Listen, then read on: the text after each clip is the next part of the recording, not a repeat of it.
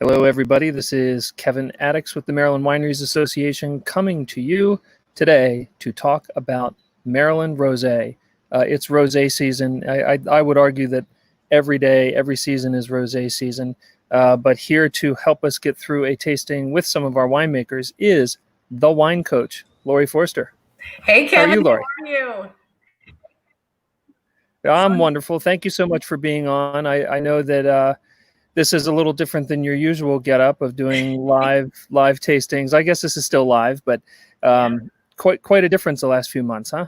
Yeah, and no driving required, so I don't have to spit, and it's Sunday fun day, so I could have a lot more fun with you, maybe even than if we were in person. Really excited. Well, I do miss seeing you in person, and hopefully we'll get back to that pretty soon. Absolutely. Let's bring in our winery panelists who are going to be talking, and I'll just ask them to give a quick introduction, and then we will jump back and start tasting. So, hey guys, let's start with Robert, top right, Robert Butts. Yeah, hello, Kevin. Thanks for having me. I'm Robert Butts. I'm one of the owners of Windridge Vineyards. We are a farm winery located in Montgomery County. Producing kind of a range of styles, sort of in a classic European method, and excited to go over some rosé with you guys today. Well, we appreciate that very much, and we'll talk a little about your winery and the brand new tasting room and winery production facility that's opening soon. So we'll chat about that in a minute. And speaking of places that are again opening soon, John Levenberg, welcome from the Wine Collective. Hi, Laurie. Hi, Kevin. From the Wine Collective in Baltimore, Hamden. We'll actually be opening this weekend for the first time. This will be tasting the Foster Rosé, which is a single designated rosé from Churchill, Maryland, and forward to tasting with you. And you've got an interesting model where you are tasting, you're creating your own wines, but also helping others create their wines at the Wine Collective. So we'll chat a little bit about that. And then Lauren Zimmerman, we've got you joining us to talk about your rosé from Port of Leonardtown. Yeah, hello everyone. Great to see you. We are a winery. For those who don't know, we're located in southern Maryland in beautiful St. Mary's County. We are just north of just south of DC or Waldorf area, where the Patuxent and the Potomac meet. Gorgeous area if you've never been, worth the drive. And we are a unique venture, to say the least. We are a cooperative winery, one of the only cooperatives in the U.S. that we're aware of. And we are owned and operated by grape growers. So we have over 11 different vineyards that came together, individual farms, and the farmers came together to open the cooperative. And essentially, they all bring their grapes to the Port of Leonardtown Winery, where it is processed and labeled under the Port of Leonardtown labels. So it's kind of a cool venture. And today we're going to be tasting our lovely rosé. You can see the label here.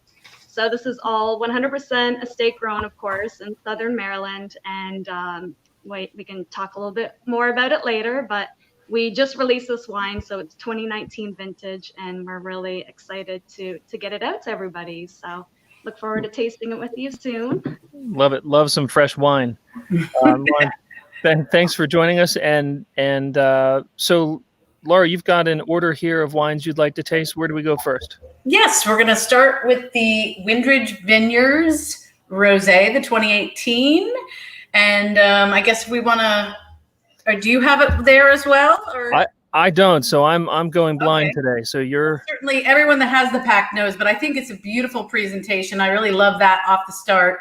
What seems to be, and I'll ask Robert in a minute, different flowers that are indigenous to our area is what I'm guessing the theme of the label is. Did I get it right? Yeah, no, 100% right. Because we are we're a farm winery. I would say a state winery, except that Maryland doesn't have an AVA. And so we just really wanted to showcase sort of our local Maryland ties, and we thought wildflowers were a great way of doing that. Well, great. So I know this, tell me that this is a blend of grapes which red blends, they were talking about Friday on Wine Down about how great red blends do. And it's kind of like our specialty with regard to reds. And I noticed that most of our rosés as well we're tasting today are blends, but we don't make them red. We make them pink in this case. But tell me a little bit about the blend and why you chose to pick these grapes. We have Chambourcin, Merlot, Cab Franc, and Cab Sauv in this beautiful rosé. Yeah, no, great. So the backbone of this rosé is Chambourcin, and it's Chambourcin that we harvest early specifically for rosé. So we go through our lots and we try to find, with rosé, our goal is we're a dry wine producer predominantly, so we're looking for something with nice, bright acidity, some good minerality, and so we kind of look through those blocks of Chambourcin that we think are going to get us that, and that's the backbone of the wine. And then the other 25% is the Saunier bleed off of our red wine program. Okay. And so that varies a bit year by year. So our rosé is a bit of a hybrid, right? Some producers are strictly varietal rosé, and some is all Saunier, and we kind of ride the line in between the two. Mm-hmm. I mean, bone dry. So you have 0% residual sugar. Yeah. I think everyone has the memo now that pink isn't always sweet. So, but if you haven't heard, rosé can be made in a variety of styles, but 3 of the 4 are 0 residual sugar, meaning sugar that did not get fermented into alcohol. Yours, it goes all the way to dry, and you have that beautiful blend together. And I'm getting a lot of course, red fruit, so strawberry, raspberry, but there's a real savory note on the nose too. What do you feel like you really jumps out at you from the wine? Yeah, no, I think you hit the nail on the head. And one of the things that I like about this rosé, and I think one of the fun things about what all of us are sort of doing in Maryland is we don't exactly have to be bound towards a particular style, right? I mean, right. you certainly looked at some benchmarks, be it, sort of Provence rosé or maybe some Spanish rosés or something that you like, but then it's trying to figure out something that works for your area. And so for me, our rosé comes across as a little broader in palate, and that savory character, you sort of hit it right on the head. It's something that to me I guess widens it out just a little bit, and I think that savoriness is really coming from the Chambourcin. Nice. Chambourcin is known to have sort of some kind of peppery and sagey kind of characters to it. Yes. And adding it to that rosé, and then also keeping the Chambourcin super clean, right? Chambourcin juice is red already, right? It's kind of unique in that way. So there's really very, very little skin contact, basically the length of time it takes us to press it. Right. And so we preserve that freshness, but also gives kind of a nice flavor profile. Yeah, and I love that savory aspect, because I think with a food pairing, that really could be a fun thing to play off that sage note, and that's exactly it. Even with like herbed goat cheese or some cool charcuterie, a lot of those soprasadas and different charcuterie have like fennel in them. That could be a really fun offset. I love meals you don't have to cook. Yeah, yeah. So I definitely could see this. And of course, grilled fish, you could do this with pork. Really, there's a lot of ways I feel like you could pairing wise. I'm always excited. I love wine by itself, but with food, what's your favorite thing to eat with your rosé? Yeah, so that's a really good question. So I actually like pairing it with reasonably spicy dishes. Oh, nice. And because I think some of that acidity and although the wine is dry, there's still a certain underlying red fruitiness to it. Mm-hmm. that I think mellows nicely with some spicier dishes. But so our regular Chambourcin, I think, is sort of an excellent Thanksgiving wine. But this is also a wine too that goes well with lighter meats like turkey and whatnot. Yeah. So if you like spicier food like Indian or Thai, it actually really does work. Oh, I'm gonna try that. That's very cool. But yeah, but it's really, because of its flavor profile, I think it really goes well with a lot of different food actually. Nice. And then I had a question for you. You talked about the farm winery. If folks have never been to your winery before, give them an idea of where you are. I know you're not that far from Gaithersburg, I think, when I looked at the map. If people are considering coming out, are you open yet, or how can people find you? Yeah, no, thanks for that. So actually, yeah, we're sort of at the gateway of the Ag Reserve, right off of Route 28, just north and west of Gaithersburg. And that winery and that land is on farms that have been in my family since the late 1950s. Okay. And so I grew up a farmer, and that's really my background. And so it's funny, even though I'm the owner of the business, really my passion is actually growing the grapes. And then Nice. I let Nick, our winemaker, who's very, very good at this job, kind of lead us through the winemaking side of it. And it's a great partnership. But yeah, so we're open now outside in a socially distanced manner out of sort of an open air pavilion that we built last year. And then we are just finishing construction of a brand new tasting room where I'm excited to say we'll have 4 walls and air conditioning. And so restrictions and whatnot hopefully will allow us to open that building up actually very soon. That's great. Someone's asking about the price. I know we all got it in the pack, which was like a price for all 4, but what would the price of this individual rosé? Right. I'm pretty, that's a good question. It's either 26 or 28. And actually I don't have that number right in front of me, but. Okay. We got a range. For you, it's free, right? Yeah, right. Not exactly. But I love that you say that you get so, excited and more passionate about the actual growing of the grapes. And I always feel like the closer you can get to the actual grapes, the people that deal with the grapes and the winemaking, I never feel attitude from those people. And then I think, but as the further you get from the product, right, sometimes people get intimidated. And I love that you say you're a farmer, because when people get like scared about wine, I'm like, it's grape juice fermented. I mean, we don't have to get too serious about this, right? I mean, what are your thoughts? Yeah, no, I like sort of reminding people that wine is 2 ingredients, right? Right. It's grape juice, it's grapes and yeast. But as I'm sure the winemakers on this panel can attest to really more than me, the nuance and complexity and the artistry to get that to the product that you want to craft really is quite complicated. But I still do, as the farmer, just like pulling it back to that elemental level. And on some level too, I feel like if I can deliver good, clean fruit across the farm gate, that then the winemaker has their kind of full ability to craft the wine and what they want to do. And so I guess that's my big challenge really is just making sure the fruit is clean and delicious, really. Right.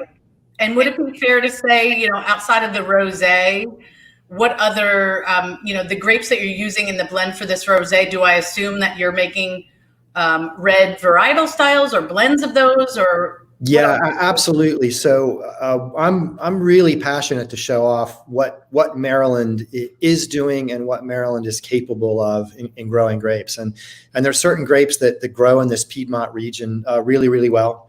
And we offer a range of wine from, some lighter white styles all the way up through, full-bodied red blends.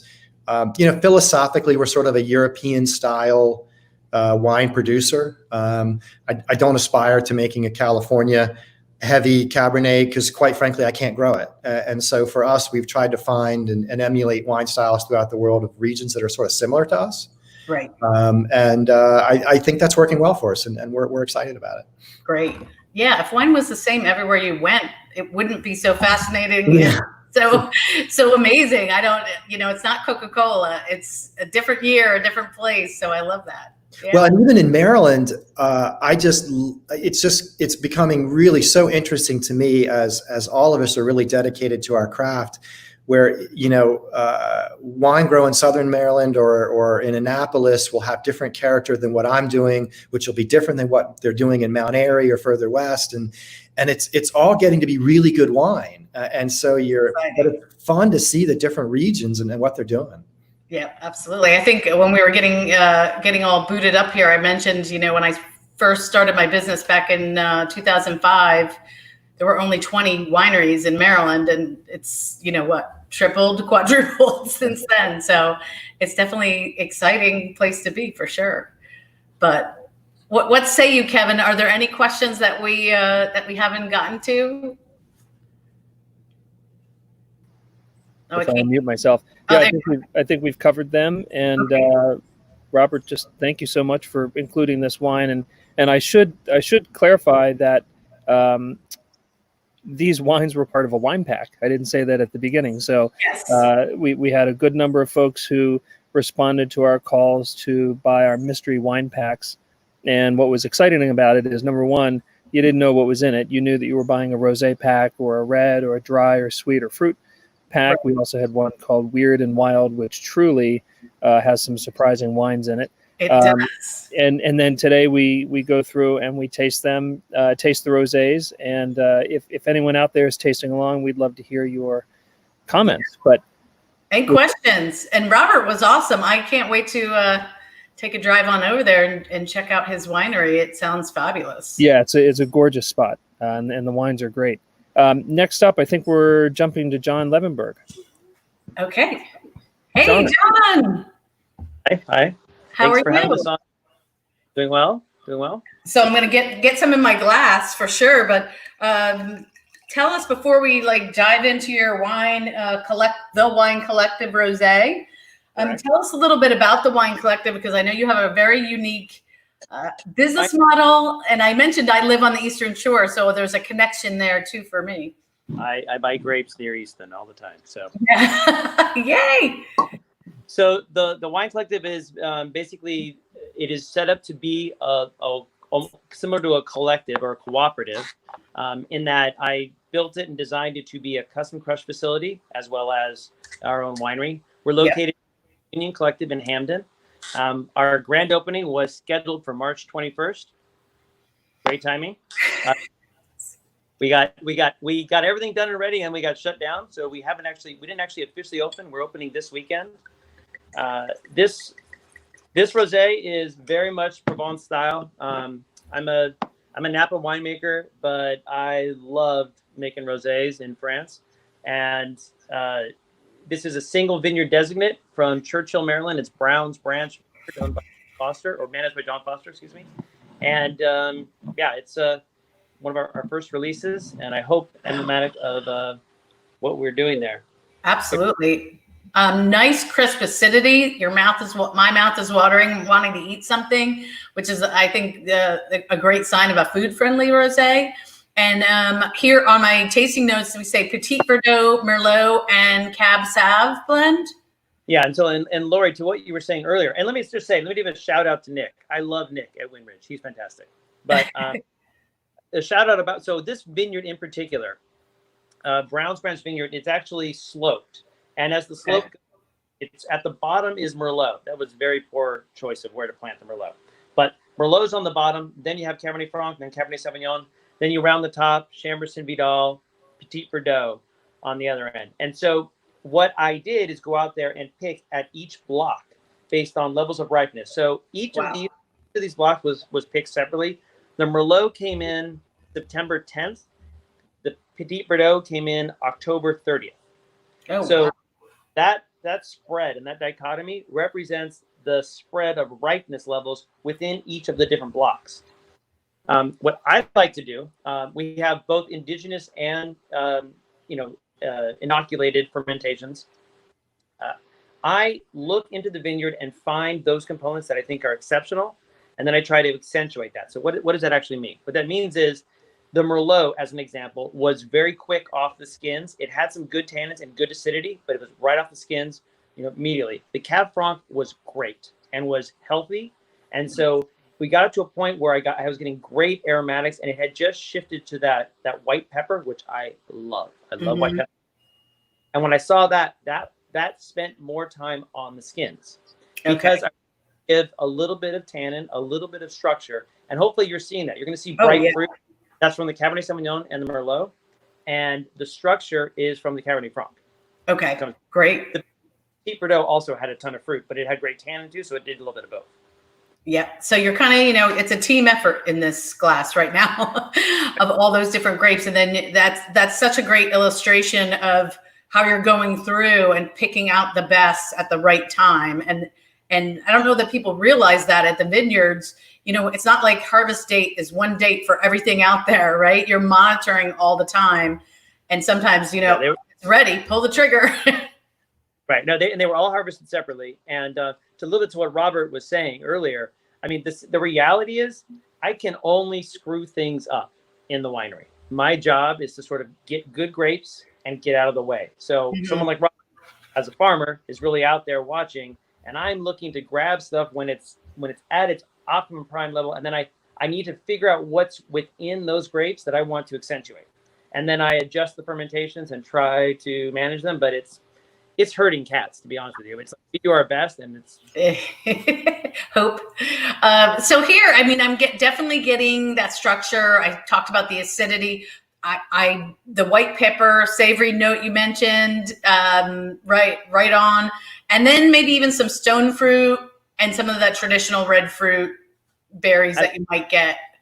I love this rosé. I love that white pepper component is there, and I love that it balances so well with that fruit. It really does. And stone fruit, I know that's kind of a geeky thing to say, but it's anything with a pit. So think peaches, nectarines, things like that. You know, I got to throw some stuff out for our wine geeks out there. So tell me about the collective. Now, I was curious that it says Baltimore on the front. Right. Hampden is in Baltimore. I mean, so we are in Baltimore, but so Hampden is 15 minutes north of downtown. The collective is the Union Collective, which is a group of producers and manufacturers. It's an adult playground. So you've got a brewery, Union Craft Brewery. You've got a distillery, Baltimore Whiskey. We got a coffee maker. We have a roaster. We have an ice cream maker. We have a rock climbing gym and winery. It's fantastic. It's fantastic. Oh, that sounds amazing. And now there's a great video, y'all. If you go to the Wine Collective's website, there's a great video about you and Enrique and how things started. But you were making wine out on the West Coast prior to this, right? Napa winemaker. I mean, I was, did the Napa kind of traditional gauntlet, Artesa Cuvée, Clos de Champs, wow. Trefethe, then Paul Hobbs, and then I got love Paul Hobbs. His wines. I lost years of my life working at Paul Hobbs. I learned an amazing amount, but God, it was rough place to work. Well, that's very cool. And Enrique is from Ecuador, I believe. I saw in the video, or at least lived there for some years. So how did you two, this guy with all this great winemaking from California, and Enrique's kind of been all over the world, how did you two connect?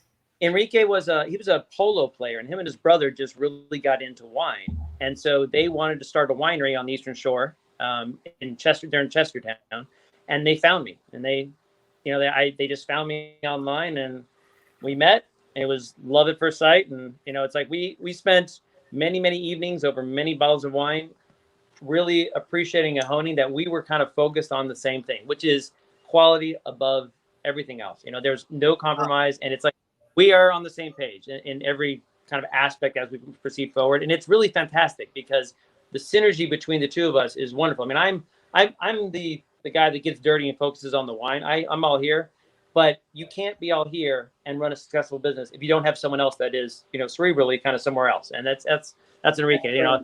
I fully blame him for everything, like the label and the beautiful marketing video and all that. It's fault. So. Yeah. So we talked about some pairings with Robert's Rosé. What's your favorite food? I'm a fish cuisine, and I have loved this with salmon and just basic fish. It really, because fish. Yeah, does bring out that little hint of structure that you want. And it's, to be honest, what I love most with this is a hammock.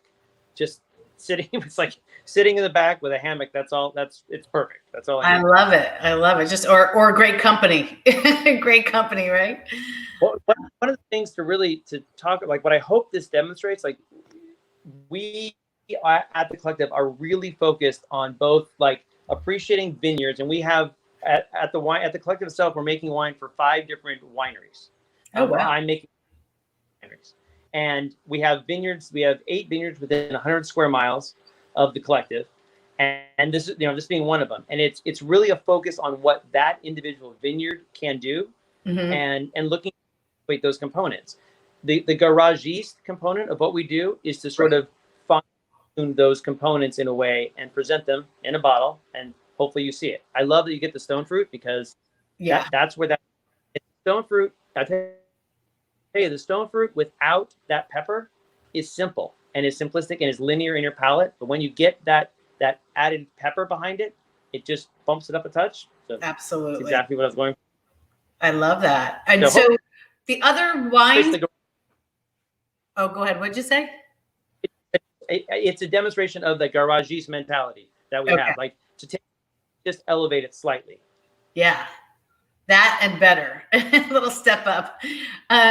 So, okay, I know timing the March 21st, but are you going to be able to open socially distanced? Yeah, we open on Friday. Okay, great. Oh, exciting. There'll be soft openings. We're not no announcements as of yet. No big media blitz. It's just a matter of opening the doors, making sure we get the kinks out. But the nice thing about the collective itself is we have a 12,000 square foot facility, so we have plenty of room and place for people to spread out. So, oh, that's awesome. And Hamden's such a cool, just hip neighborhood, so it's a great place to be. What do you think, Kevin? Well, I'm excited to get people in there. I had a chance to stop by, and John, I have to say your bar is an art piece. Your tasting bar, it's beautiful. Is it beautiful? Yeah. It is completely Enrique's fault, not my fault. Well, what else? If people, of course, this rosé is delicious, but if people do come and see you now that you're open, what other types of wines can they expect to taste while they're there? We have a Viognier. We have Viognier, Pinot Gris, Sauvignon Blanc. We have a Cab Franc, a red blend called Duende. Those are and 2 rosés. I have 3 sparklings that will be coming out. I'll probably release them That's exciting. mid-July to beginning of August. More bubblies, please. All you winemakers. All bubbles. More bubbles. And we are also using vermouth. Oh. So we're focusing on the vermouth thing as a slight change of the traditional winemaking, and it's a great vermouth. Yeah, it's fantastic. Delicious. Can't wait to try that. Yeah. All right. Well, John, thanks for joining us. Thank you so much. Yeah. Right. Thank you all. Thanks for contributing this wine to the pack. It's great to have it in. Delicious. Thank you. Awesome. All right, Laurie. So I think in our tour de rosé, we now head to Southern Maryland. Yep, we're headed to Port of Leonardtown. Lauren, hey, and I see you got the message that on Sunday we wear pink. So, yes, exactly. Dressing for the occasion. I love it. Well, welcome. I know we just talked to two great men of wine, but it's nice to have a woman on our panel here who's making great wine in Maryland. So before we get specifics to the rosé, why don't you just tell people about Port of Leonardtown? And I know you have some unique things that are only to you. So why don't we let folks know about that first? Yeah, absolutely. As I mentioned earlier, we're located in Southern Maryland, St. Mary's County.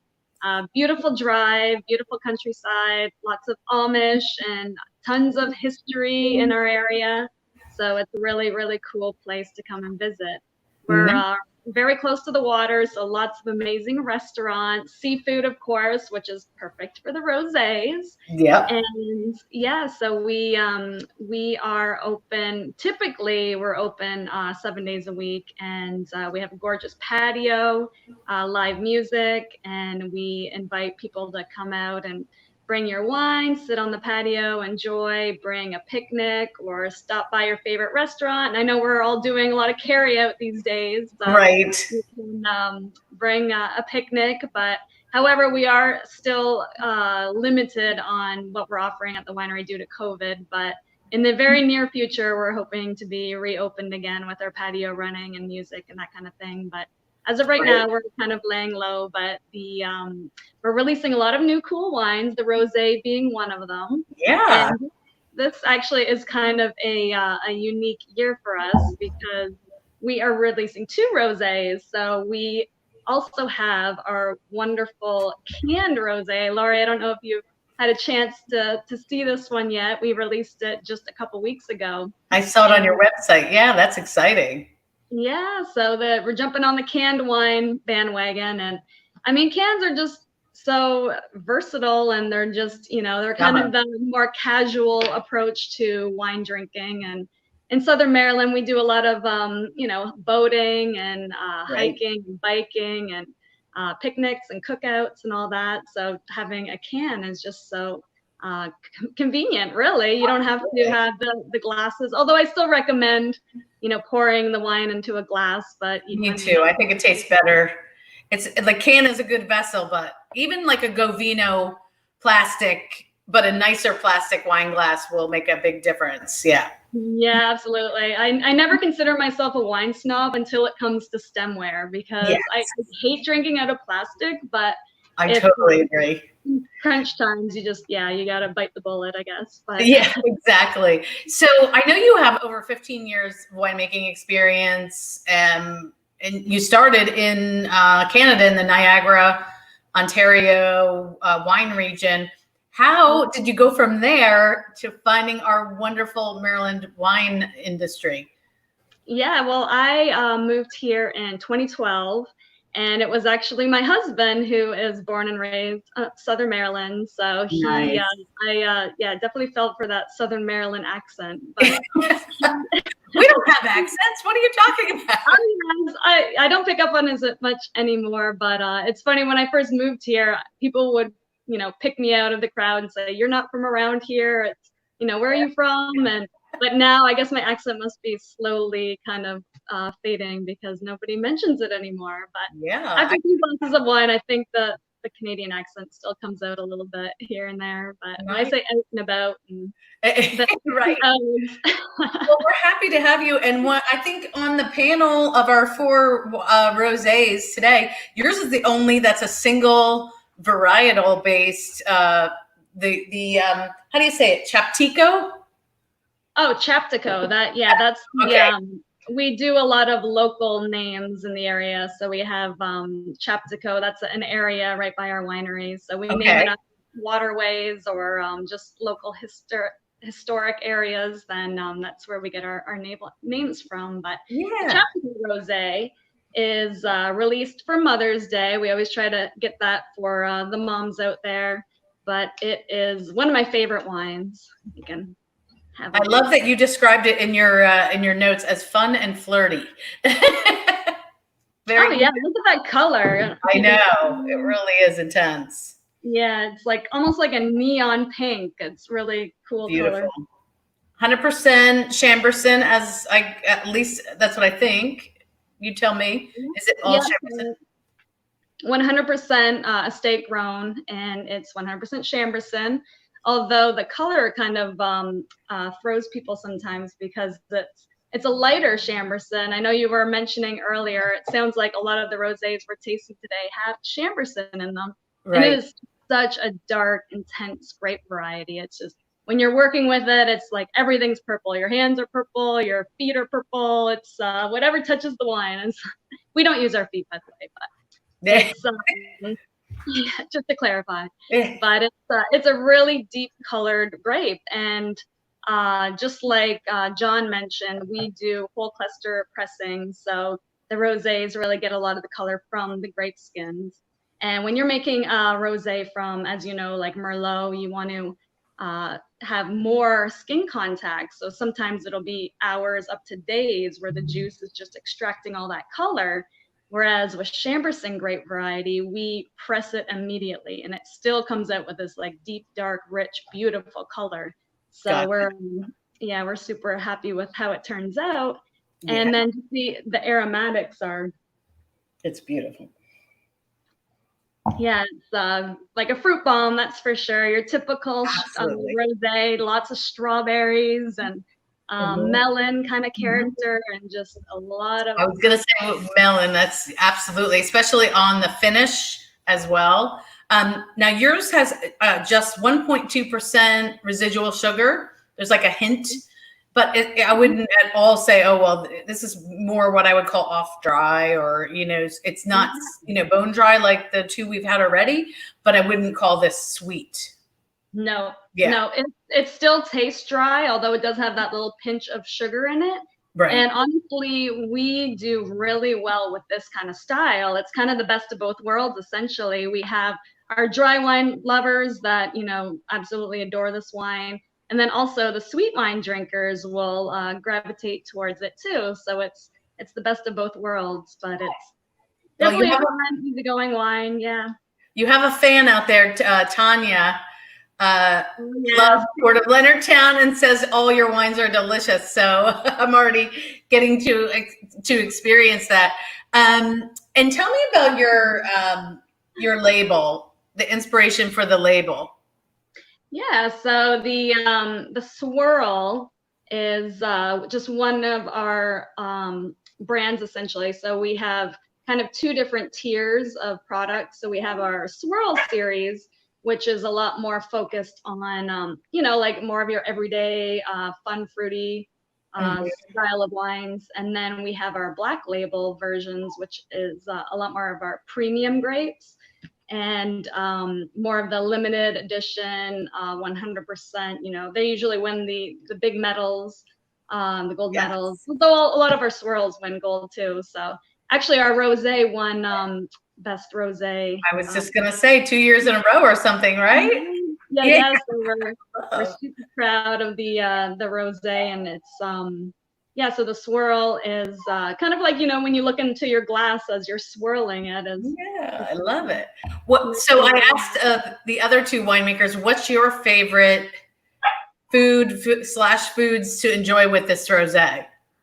Well, I think you guys have all pretty much hit all the pairings pretty well, but you know, we had salmon last night, amazing pairing. Any kind of like salsa, that mango salsa that you put onto the salmon is just phenomenal with this wine. And like you said, it's rosés are super versatile. I mean, you can go almost with a wide range of things. Chicken is, you know, you can pair it. Fresh fruit, you know, right now there's lots of amazing fruit out there at your local markets. And we were cutting up nice fresh watermelon yesterday, and definitely pairs nicely with something like this. So fresh fruit, that kind of thing. Yeah, you know, I never liked watermelon for many years until I tried it with salt on it. It is absolutely delicious. I'm thinking that could be really fun. And then I've had some Greek food where it's watermelon and there's a cheese with it. It's so delicious. It's just a different way to enjoy it. But because of the RS, just the little touch of sweetness you have here, you Robert mentioned spicy foods. You could do something with a little kick to it, and this would kind of tone that down with the pairing. I love that idea too. Yeah, absolutely. And this wine is, although this one's a still wine, we do have in the canned version, it's has a little bit of a bubbly to it. Okay. And yeah, that kind of just takes it to a different level. And we recently, for the release, we did rosé cocktails, which was kind of fun and different. Yeah, so we were making, we made 3 unique cocktails, and one of them being the bubbly rosé, and then adding, see if I can remember, 2 ounces of the lemonade, and then some rosemary simple syrup, and then a little splash of gin, and it is phenomenal. That sounds delicious. Yeah, it is the perfect summer kind of cocktail. It's super refreshing, and yeah. And I think that's fun that you know, a lot of winemakers can be very against their wines being used in a cocktail.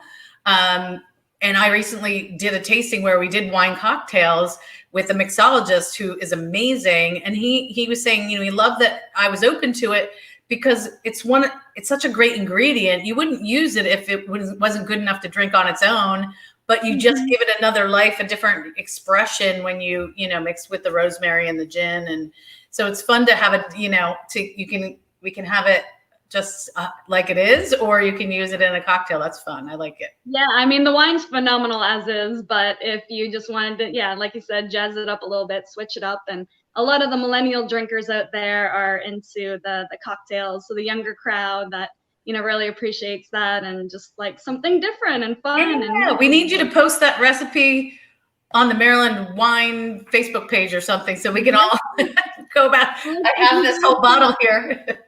Yeah, if you go to our Facebook page for Port of Leonardtown Winery Facebook page, then we posted a video on how to make all 3 of the cocktails. So you can find it there. And we also have the recipe card there too as well. So you can check it out. But yeah, super easy recipes, and it's with ingredients that, you know, typically you have right on hand. So it's, yeah, nice and fun. And also, you know, you mentioned earlier that it's, you know, sometimes it's like against the rules to, you know, make a cocktail out of wine, but I say drink it however you like it. I mean, we have wine club members that throw ice cubes into their glass, and you know, that's okay if that's what you want to do, and that's that works. I got to draw the line at ice cubes. I mean, if you're don't dilute. Go ahead and mix it, but don't dilute it. The stuff is amazing. She's a rebel, Kevin. Let her go. Okay, all right, fine. Put it in cans. Do whatever you want. Well, I have one more question, Kevin, and then I don't know if the other guys are still around. I would love for them to answer after the fact. But was there like one wine experience or one wine that you tried that like turned on the wine light bulb for you, that made you think, I want to be in the wine business? I mean, what was it that spawned this passion of yours? Oh, sorry, I thought you were asking Kevin that question. No, I'm asking. Well, we'll get to Kevin too. But I'm asking you, and then I'll have the other guys tell me too. Yeah. So if there was one wine, well, I remember one of the first wines that I tried was ice wine, and I just thought that was liquid gold. You know, it's just so delicious. But yes. And a specialty of your area for sure. Yes, yeah. But I mean, yeah, I mean, I'm a huge fan of sparkling wines, and we're working towards doing a lot more sparkling. And I'm glad you're on that bandwagon too, Laurie. It sounds like you're a big fan. I love listening to your podcast, by the way, the Sipping Place. Oh, thank you. It's awesome. Yeah, I get lots of good feedback on different sparklings and that kind of thing. But yeah, I mean, it's a hard choice. People ask me what my favorite wine is, and it changes with the season. You know, this is rosé season. You know, drink a lot more reds in the winter time, and yeah, like I said, definitely a fan of the sparkling style. Oh, that's awesome. Well, thank you so much, Lauren. It's been a pleasure to drink your rosé with you. Robert, what do you say as far as was there any one wine or wine experience that sort of? Yeah, I mean, so not one wine per se, but so even though I grew up, you know, on a farm here in Montgomery County. My uncle, who's a partner in our business, was very passionate about French wine, and he came over and visited often. And so, as a young kid, actually, I probably should admit that now, but as a younger than 18-year-old back then, had the opportunity to have some really great French Bordeaux, because back then it was pretty cheap, right? Right. And we still have some old wine in the farm cellar, and it's funny seeing a bottle of like Léoville Las Casse from the 70s. It's got a sticker on it that says $6.99 a bottle, right? Oh, right. And so yeah, I just kind of grew up with that as wine being part of a meal and being part of our family experience, and it just stuck with me forever. That's awesome, because that is not.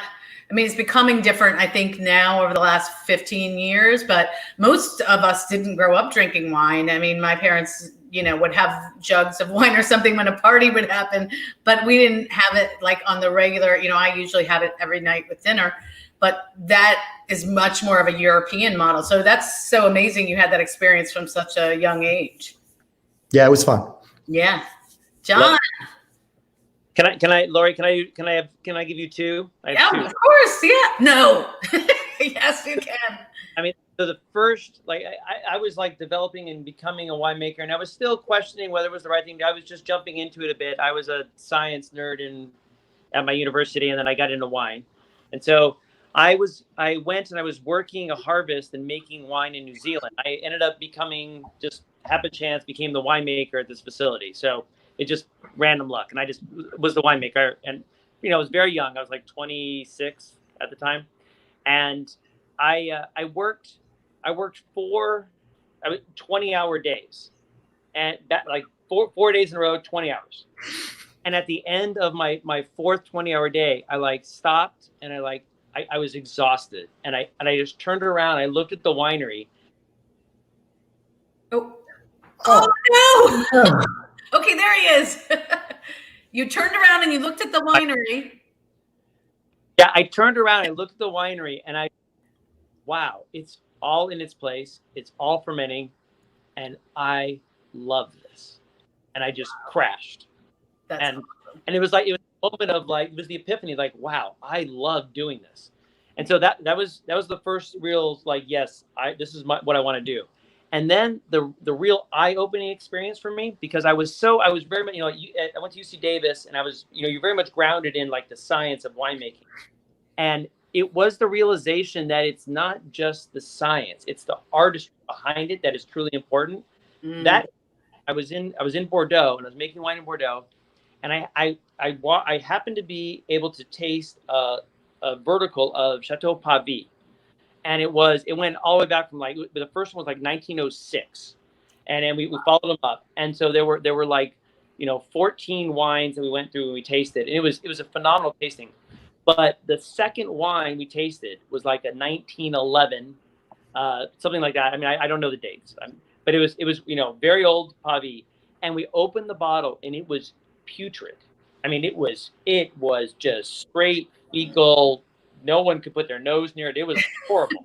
And it's, oh my God, it like smelled fresh. You were like checking your shoes, kind of like, oh my God, it's terrible. Right. And that was the second glass that was poured. And then we went through this flight. We got to the flight, and at the end of the flight, the Alain Renaud was leading the tasting. He said, "Go back and taste the second glass." And everyone kind of like, trepidation went back to, oh, and it had blown off. It was beautiful. It was amazing. They just like totally eye-opening. It's like, oh, there's so much more to this than I really understand. And that's carried through my entire career. I have no idea what we're doing. And it was totally eye-opening. Yeah, that's amazing. And people don't always remember that wine is living. Once it's bottled, it's changing over time. And not all wines. So mostly rosés are meant to be drank now, right? 1 to 3 years, is what I typically would say to people. But then with other things like reds, wines improve. Sometimes they plateau, then they go up. It's not like they're, it's not a straight line, and it can really change. Rosés don't have a lot to benefit from oxidation. And the process of oxidation results in phenolics polymerizing, and that changes where you perceive it in your palate. So that process of oxidation, the joining of chains because of oxygen, elongates and moves back in your palate. And so that's why red wines do well. There's not a lot here to oxidize. The only thing you're doing to oxidize, you're losing aromatics. Well, which is great, because people should open it up, drink it, and then go buy another one. So that's what we want. And that leads me to, well, you guys have both made wine in New Zealand, right, Lauren? Did I read that you spent some time making wine in New Zealand as well? So you guys will have to trade notes on that. It's beautiful. Beautiful country. I don't think we can hear you, Lauren, for some reason. You might be mute. Still can't hear you. Oh, there you are. Still mute for some reason. I don't know why. And then one other question. If you were, obviously Maryland is its own place and its own wine region. But if you were, John, to compare this to anything around the world, what region would you say Maryland would be most like? And anything, or are we just the white? No, I mean it's an amalgamation, because the whites are not. They're southern France, but no, the whites are close to New Zealand. They have a lot of acidity, which is really fun to play with. The reds definitely are like, straight Bordeaux. Like you see sort of development in Merlot and in Cabernet Franc that is herbaceous for like 95% of the growing, and then it just makes it over the cusp and becomes truly ripe. And it allows for great weight and structure, but you have to really work at it to get there. Gotcha. What about you, Lauren? Do we have you back? Yes, I'm not sure what was happening. I think that might have been on the other end that I was the muting factor. But yeah, it's I spent a vintage working in New Zealand and absolutely fell in love with the whole down south kind of arts, down under mentality. But it's absolutely beautiful country over there. And I worked for a large production winery, Cooper's Creek, mass production. Tanks the size of our whole tank room essentially at Port of Leonardtown, just mass production winery. And it really made me appreciate the boutique winery life, because during my time there, I was mainly lab. I worked all day, all week in the lab, just doing testing, which is, an incredibly important part of the winemaking, obviously. But it was, I missed being involved in the different areas. So coming back and working with the smaller wineries that are, quality over quantity, where I get to be in the vineyard, walking the vines, checking up on the grapes one day, and in the cellar the next, blending and doing tasting trials, and then off to events, promoting the wonderful wines that we have. And it's great to be involved in all areas in my mind. So Oh, yeah. I appreciate it. But yeah, it was there- an experience. Is there a region in the world that you kind of think your region where you make wine in Maryland is similar to? Well, definitely different than Ontario. So I have to say, when we were making wine in Ontario, I worked in the small region of Prince Edward County, where there's 50 wineries there approximately right now. A big focus on traditional sparkling style wines, Chardonnays, Pinot Noirs, Cabernet Francs.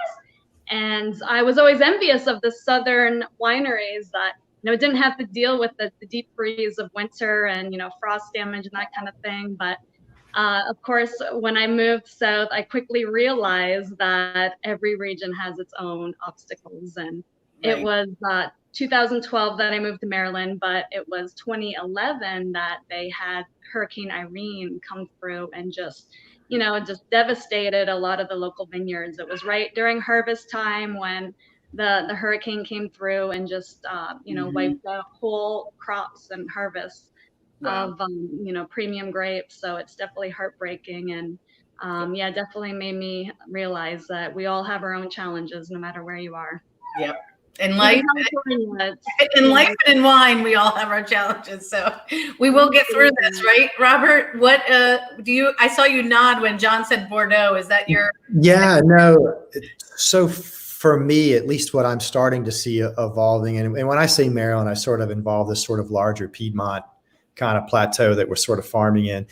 And to me, it's very, very on the reds, very French in focus, but I think our wines can be a little softer and rounder in the palate than some of the French wine, right? So if you sort of think of somewhere in the middle between the lushness of West Coast California and maybe some of the austerity of some of France anyway, somewhere in there, I think, is where we're finding a lane that will be uniquely ours, which will be exciting for us to explore over the next decades, really. I mean, we're still so new at this, right? Mm-hmm. And that to me is one of the exciting things about it is the story on Maryland wine is still yet to be told. That's great. That's awesome. That seems like that could be a title of a book or something there, Robert. The story is yet to be told. What do you think, Kevin? Is there more? There's more to this story for sure.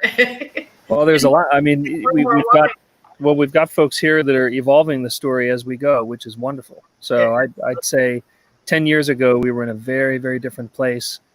Still very good wines and some real highlights coming out. But I think the level of knowledge and the level of appreciation and I guess just acknowledgement for the fact that we're much more European than we're ever going to be California. And so the techniques have changed. Winemaking and growing techniques have changed to match that reality. And, I think the real success story is, as I'm getting bothered by bees, that's the benefit of being outside, right? Even in a really, really, really bad year, like the worst year on record, a good number of wineries were able to pull off some beautiful wines. And I think that's, we can point to just the overall general level of knowledge, and all of you who are on this chat have contributed to that. So thank you very much for all of that. Laurie, you've just poured one more wine, and that's because we're missing a winemaker here. But we had one more wine in the wine pack that folks will have received, and it's Hidden Hills Vineyard in Mount Airy. It's their Rose Gray Rosé, and that's named after one of their horses. And Laurie, I'll leave it to you to take it away. Yes. I mean, I think on their website when I visited today, it said Wine, Dine, and Equine was the title there. But I'm super excited to find out more. But Robin, the owner, has some great stuff on the website. They are very close to Mount Airy and Frederick, actually. This is Chambourcin and Sauvignon Blanc. I absolutely have a little question. I wish Robin was on here, and maybe Kevin or Jim, since you guys are on here, may know. But I'm curious about, there are different ways of making rosé, and a lot of people talked about skin contact, meaning the juice and the skin sit together for a short period of time, so it's pink instead of red because the grapes are red. Another way is to bleed wine off of that the tank where you're making red wine, but to bleed it off early, the sun method that was mentioned earlier. But a third way to make rosé is to blend a red and a white. And since this has both Chambourcin and Sauvignon Blanc, I'm very curious to know. So we'll have to send that question over to Robin to let me know if that's in fact what they're doing. Do you know, Kevin? I actually don't know. Let's see the wine. It's very, to me, it's almost like dark as a red wine. Show me a glass. Oh. It's very intense in the color, but it's got Chambourcin, which is a red grape we've been talking about quite a bit, but also Sauvignon Blanc, which is a white grape blended together. And so they say that obviously, and it's been mentioned before, the Chambourcin gives that real deep color. And so that is the lion's share of what's in here. But what's really wonderful is that you've got that strawberry, but you also have some really pleasant earthy components in here too, and some great acidity. But I could see putting this with, like mentioned earlier, John said structure for his wine. I could see you could do this rosé, as we always try to match the weight of the wine to the weight of the food, with some weightier food pairings.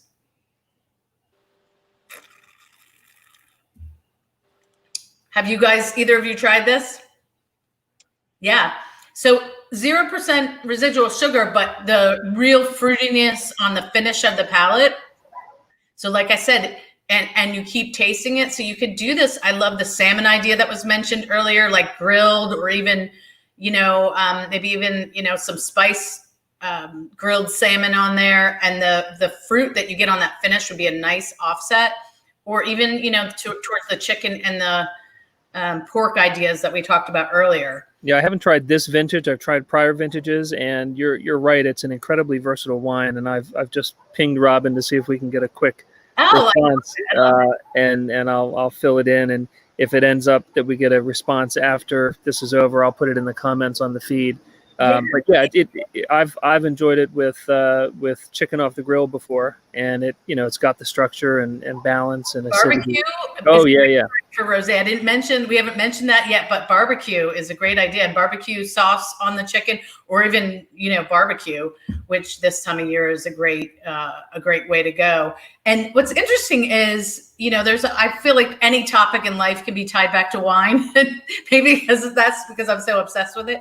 But horses and winemaking, there is a connection, because there are some wineries over in Argentina and in South America that have this same connection with a horse farm being attached to the winery. So that's real neat that they have both businesses, both the winery and the horse farm there. So I love that. It really is about, like Robert said, the land and farming, and it's not just a big business, right? It is about really celebrating the place where this is coming from. So the other thing, Kevin, that I love, and this is a big thing that consumers are really talking about and into, these are all relatively low alcohol wines. So right. 12 and 13% alcohol. So, it's not your 15% Petite Syrah from California. You can have one glass and be afraid to get back in the car. Right. It makes it, to me, more pleasant with food, because those real big high alcohol wines, there's only a couple things that are going to taste good with those. Well, and I think that is something that we do in Maryland quite well, is create that balanced wine within a reasonable alcohol content. And I think you're spot on just about how that makes it a versatile drinking wine. What is I just want to say that's, I think, one thing we do exceptionally well, because I think we're just a little bit warmer in general relative to Bordeaux, but near California. And it's great to be able to make wines that are fully ripe and phenologically mature at 12.5%. I love it. Yeah, me too. Thank The you. wine, I would need a nap like before dinner time. Like Exactly. doesn't work. Like 15. Yeah, and I think people are really looking for that because, especially now, you're in summer, you're heading to the pool, you're on the boat. You want to have, responsibly have a glass of wine or two, and so the lower alcohol really allows you to do that and be responsible. And just given the trend with seltzers and things like that in the market, I think people are looking for this style and level of wine. But one other question for you on the low alcohol. What are your thoughts, each of you, about sustainable, organic? I know some things we're able to do and not able to do given our climate. Our consumers, I know, are increasingly interested in that. And it's not like the old days. I used to work at a wine store in New York City, and we'd have a really small section of organic wines, but we'd be like, don't drink those because they all taste terrible.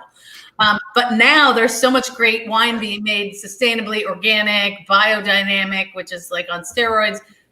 Start with you, Robert. What are your thoughts on all of that?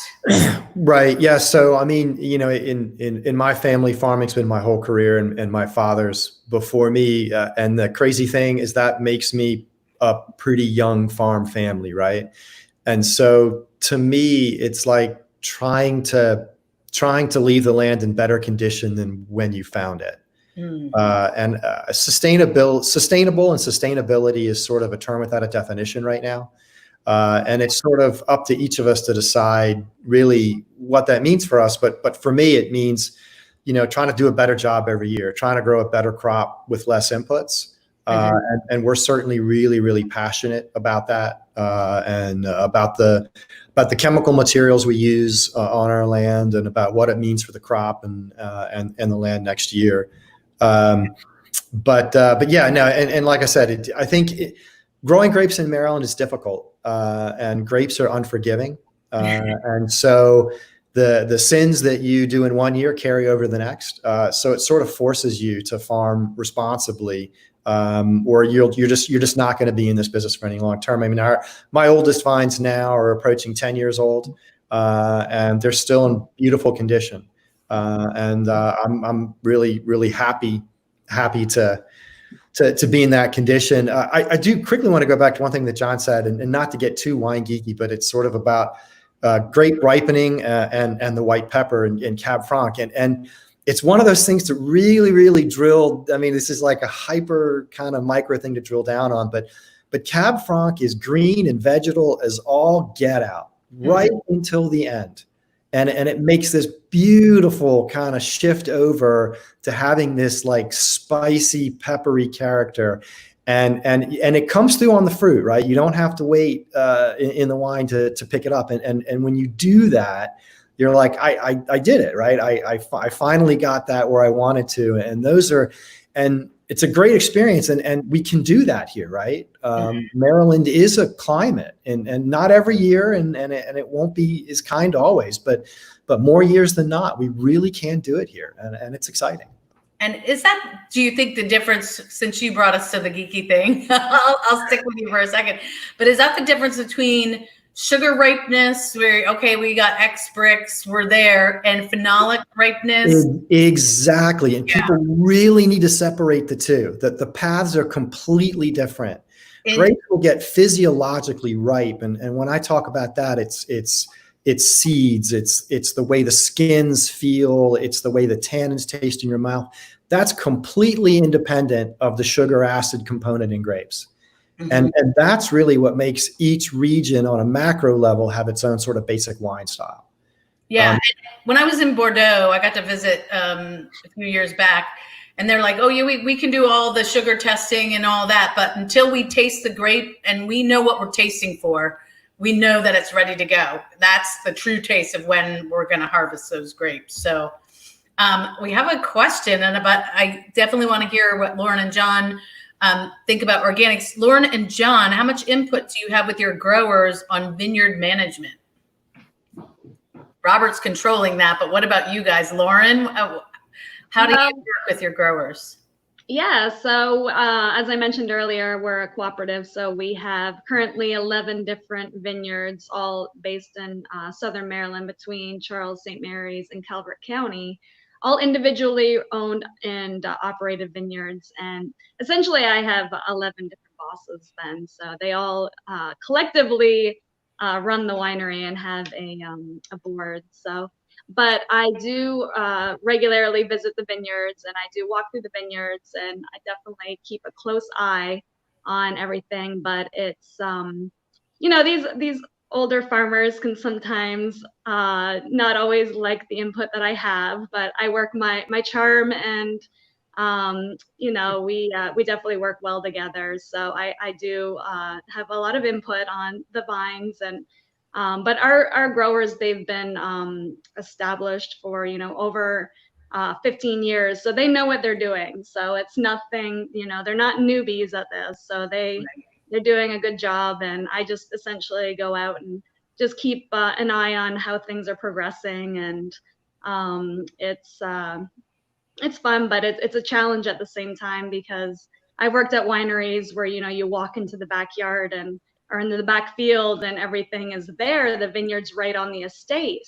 Right. And you can easily keep watch on how the grapes are progressing through the season. But of course, with Leonardtown Winery, it's spread out all over Southern Maryland. So come harvest time, which is the absolute most essential key to making quality wine, is when you harvest the grapes. So you want to be able to monitor the vines and make sure that not only the acid levels, the sugars, but also the flavors of the vines or in the grapes are absolutely perfect before picking the grapes. And sometimes it's a challenge for me to get out at that time when we're already, processing fruit at the winery, and I can't, take a day to go out and wander the vineyards. So the grape growers, they do a good job at bringing me samples, and I can do a lot of the testing and that kind of thing on site. But yeah, it's fun, but I just wish everyone was a little bit closer instead of so spread out. I miss just having everything on the estate. Yep. How about you, John? I spend all the time in the car driving around different vineyards. I work very closely with all the vineyards that we harvest from and process. And it's as close to, we discussed back in January the upcoming program, what we expected to do, and spray programs, any potential changes that we thought needed to be done. We discussed things like spraying like insecticides for things like the lanternfly, like when or how are we going to decide when it's appropriate to do it or not. Right. So very involved. I am out there every week. And it's 800 miles that I spend driving around. Wow. It's a lot of driving. And similar to what Laurie's saying, it's frustrating because you really wish it was in the backyard. It's so much easier. But it's the most important thing. You have to be in the vineyard. And if I could, I can segue back and tie in a few things. If you allow me to take a tangent here. One of the things about New Zealand that I found amazing was it was the first time I'd experienced where you could smell the wine in the vineyard. Like Sauvignon Blanc in New Zealand smells like the wine. Oh, and wow. it's amazing. I was totally blown away by it. And Maryland is there when it gets fully ripe, but you have to wait. And like Robert was saying, it's like that white pepper and Cab Franc. It's just like it cuts and you, there it is. And then you have to wait. And it's waiting for phenological ripeness. And that is the fun part. That's why I think Maryland is closer, a little bit riper than Bordeaux, because New Zealand whites are definitely getting ripe, but it's a slow phenological progression.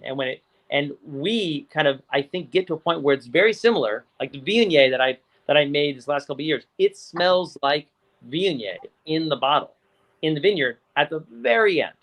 You have to get there. And so that's phenological ripeness.